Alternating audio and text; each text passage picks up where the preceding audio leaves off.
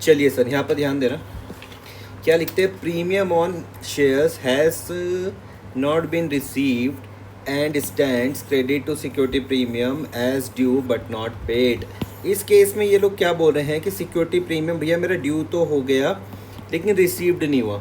अगर आपको मेरी कल की बात ध्यान होगी तो मैंने कहा दो चीज़ें हो सकती हैं भैया, अगर मेरे पास सिक्योरिटी प्रीमियम है, अगर वो रिसीव्ड हो जाए तो उसको भूल जाओ, लेकिन अगर वो रिसीव ना हो तो हमें उसकी क्या करनी पड़ेगी, रिवर्स एंट्री करनी पड़ेगी। आज हम इस वाले केस को हम देख रहे हैं, क्लियर हो गया।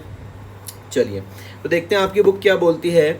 आपकी बुक बोल रही है कि when a share is forfeited on which the amount of premium has been made due but has not been received either wholly और partly the security premium account will be cancelled. Cancelled का मतलब है कि आपको उसकी reverse entry पास करनी पड़ेगी।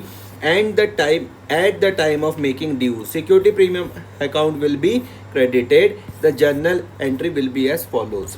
सुनना ध्यान से क्या बोलते हैं, क्रेडिटेड नहीं, at the time of making due security premium क्या होता था तुम्हारे पास, क्रेडिट, अब वो क्या हो जाएगा, डेबिट हो जाएगा। अब सुनना जरा ध्यान से, एंट्री क्या बनती है, share capital security premium to share forfeiture to unpaid calls, या अनपेड कॉल्स की जगह हम क्या लिखते थे, कॉल्स इन हरियर। ध्यान आ रहा है, एंट्री समझ में आई आपको, पक्का।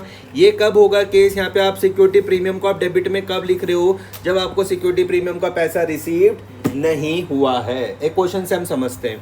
इलस्ट्रेशन नंबर 5 क्या बोल रहा है, the latest technology company limited, एक कंपनी है, कंपनी का क्या नाम है, latest technology company limited, offer to public for subscription 50,000 shares of ₹20 each at a premium of 5 per share. भैया कोई कंपनी है, अब नोट्स बड़े ढंग से बनाना, ठीक है। ये पूरा सब कुछ भले ही मत देखो, तुमने ये लिख दिया, ठीक है, इसके बाद तुम इसकी ये एंट्री लिख देना पूरी ढंग से। अब क्वेश्चन बहुत ध्यान से सॉल्व करना। इलस्ट्रेशन नंबर 5 क्या बोलता है, कंपनी का नाम है latest technology private limited, latest technology company limited, private limited, ये लिमिटेड कंपनी है। Offer to public for subscription 50,000 shares, एक शेयर की कीमत कितनी है भैया, 20 रुपये है, और किस पे करा भैया, प्रीमियम पर। क्या मैं 20 + 5 बोल सकता हूँ, आपने बोला हाँ। एप्लीकेशन में 5 रुपये समझ में आ रहे हैं, अलॉटमेंट में 12 समझ में आ रहे हैं, इंक्लूडिंग इसमें 5 रुपये का प्रीमियम है। क्या मैं इस 12 रुपये को तोड़ दूं, तुमने बोला तोड़ दो, तो ये हो जाएगा 7 + 5, समझ में आ गया। फर्स्ट कॉल में 4 रुपये, सेकेंड एंड फाइनल कॉल में 4 रुपये। Application were received for all, सबके लिए मुझको भैया एप्लीकेशन मिल चुकी है। Allotment was made to all applicants in full, ठीक है। अशीमा कोई एक मेरे पास शेयर होल्डर है, fail to pay allotment and call money on 200 share held by her. यहाँ से ध्यान से देखना ये वाला पॉइंट, अशीमा के पास कितने शेयर है भैया, 200 शेयर है, अलॉटमेंट भी नहीं दी इसने और इसने कॉल मनी भी नहीं दिया, मतलब इसने 12 रुपये भी नहीं दिए, ये 4 रुपये नहीं दिए और ये 4 रुपये नहीं दिए, इतना पैसा इसने नहीं दिया है। सिर्फ कितना पैसा दिया, यही 5 रुपये दिया, क्लियर हो गई बात, इतना पैसा इसने नहीं दिया है। अब तुमने देखा क्या इसने अलॉटमेंट का पैसा दिया, आंसर है नहीं, तो तुम्हारा दिमाग बोलेगा कि भैया अगर इसने अलॉटमेंट का पैसा नहीं दिया, इसी में ही तो देखो सिक्योरिटी प्रीमियम भी तो छुपा हुआ, यह है समझ में। क्वेश्चन बोलो ने 12 रुपये नहीं दिए, लेकिन तुम बोलो भैया इसी 12 में तो 5 रुपये भी छुपा हुआ, तो तुम बोलोगे अगर ये सिक्योरिटी प्रीमियम का पैसा नहीं मिलता तो मुझे इसकी रिवर्स एंट्री डालनी पड़ेगी, ठीक है। अच्छा, Reshma who allotted 300 share did not पे द कॉल मनी। अब यहाँ पे 2 शेयर है, तो तुम्हारे पास यहाँ पर 2 शेयर होल्डर हैं, एक का क्या नाम था, आशिमा था। आशिमा ने भैया अलॉटमेंट और कॉल का पैसा नहीं दिया, लेकिन जो दूसरा है रेशमा है, रेशमा के पास 300 शेयर है, इसने क्या करा, कॉल मनी नहीं दिया। इसका मतलब इसने ये 4 ये रुपये नहीं दिए, इसका मतलब इसने 5 और 12 तो दे दिए होंगे, ये 5 रुपये और 12 रुपये तो दे दिए होंगे।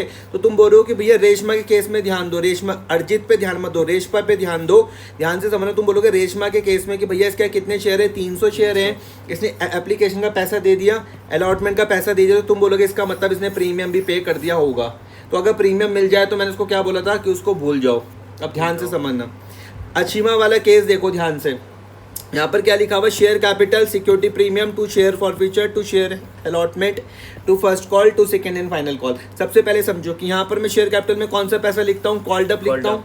कितने शेयर थे इसके पास, 200 शेयर थे, तो 200 मल्टीप्लाई बाय मैं कर दूंगा 20। क्या आपको ये समझ में आया कि ये कहाँ से आया, 4000। अब सिक्योरिटी प्रीमियम देखना कि मैं इसको यहाँ पे डेबिट में क्यों लिख रहा हूँ, मुझे बता सकते हो सिक्योरिटी प्रीमियम यहाँ पे डेबिट में क्यों आया, क्योंकि सर बोलो ये सिक्योरिटी प्रीमियम यहाँ पे डेबिट में क्यों आया, बताओ बताओ बताओ जल्दी बताओ। यही तो मैं तुमको समझा रहा हूँ इतनी देर से कि जब मुझको सिक्योरिटी प्रीमियम नहीं मिलता तो मैं उसकी रिवर्स अच्छा। एंट्री डालता हूँ। नॉर्मल एंट्री में सिक्योरिटी प्रीमियम तुम कहाँ लिखते हो? क्रेडिट में। अब इसने अभी पैसा नहीं दिया ना, अशीमा के पास 200 शेयर थे, अलॉटमेंट का पैसा इसने नहीं दिया, इसी में ही लिखा होगा कि इसने भैया सिक्योरिटी प्रीमियम का पैसा नहीं दिया होगा, तो इसी को तो मुझे रिवर्स करना पड़ेगा। रिवर्स करने के लिए मैंने सिक्योरिटी प्रीमियम को क्या लिखा, देखो डेबिट में लिखा। क्लियर हो गई बात? क्या आपको ये शेयर कैपिटल का ये समझ में आया? 4000 ये सिक्योरिटी प्रीमियम समझ में आया? तो बताओ भाई साहब, सिक्योरिटी प्रीमियम डेबिट में कब आता है? जब हम लोग प्रीमियम क्या बोलते हैं, प्रीमियम दे रखा होता है। बिल्कुल गधों वाला जवाब नहीं। दिया, जब हमको सिक्योरिटी प्रीमियम का पैसा ना मिला। जब हमको सिक्योरिटी प्रीमियम का पैसा नहीं मिलेगा तभी हम इसको रिवर्स करेंगे। क्या इन दोनों में कुछ और चर्चा करूँ तो बताओ? क्या इस 4000 इस 1000 में और चर्चा करूँ? फिर आता है टू शेयर फॉर फ्यूचर। अब मुझको बताओ फॉर यहाँ पर कौन सा पैसा आता है?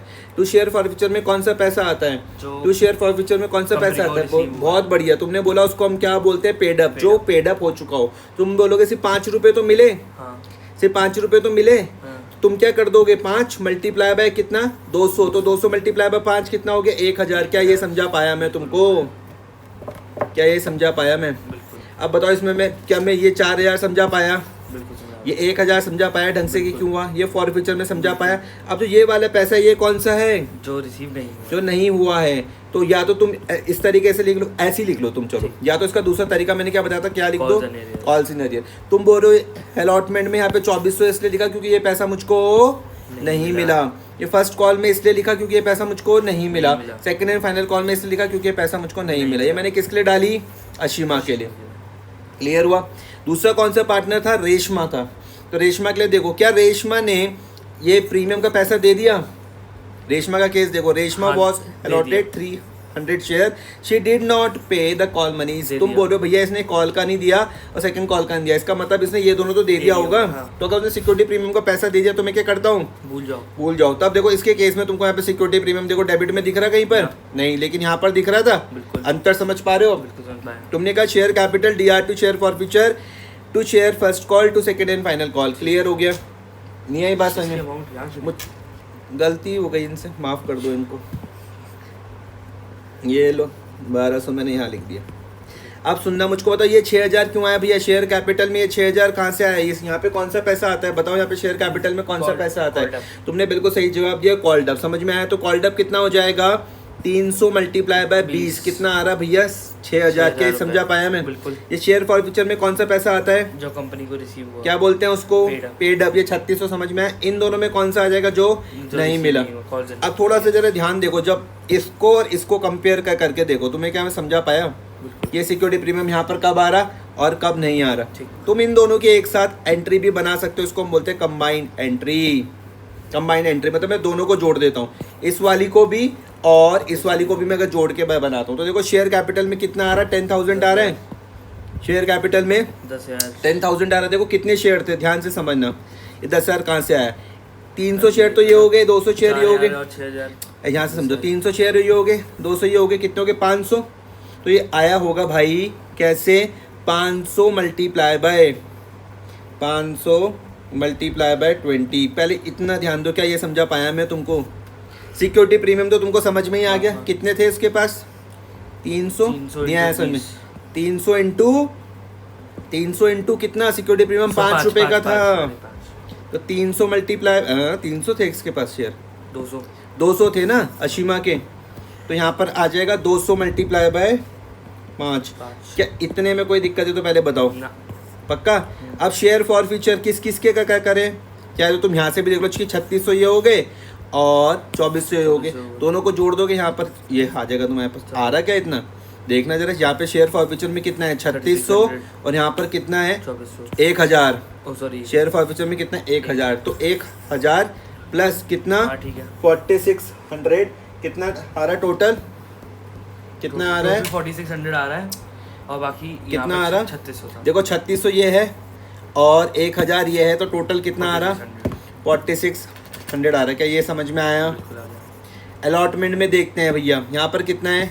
2400 और यहाँ पर कितना है? यहाँ पे तो है ही नहीं, यहाँ पे सिर्फ कितना आ रहा? 2400 आ रहा है। क्लियर हो रहा कि वहाँ पे क्यों नहीं है? समझ पा रहे हो?